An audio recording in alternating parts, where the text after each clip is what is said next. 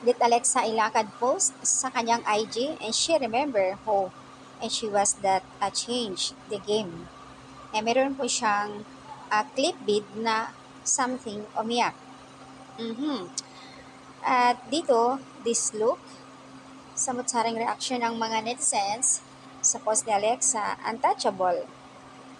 I mean, even when crying still so gang beautiful. Ang ganda mo so much. Your drop, gorgeous queen. OMG, look, Alexa, the best actress. Nakakagulat ka naman, kambal ko at Alexa.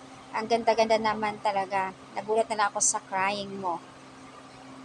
You think halimaw ang acting mo kanina, Alexa Ilacad, and you deserve the Best Actress Award if ever meron.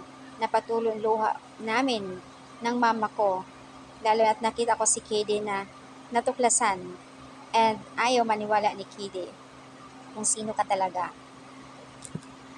Ayon sa comment dito, I think no need the filter at Alexa because she's naturally beautiful and also natural crying and so much halimaw. The actingan talaga. Sobrang ganda mo, babe. Kahit naiyak ako kanina, ang ganda mo pa rin. Oh.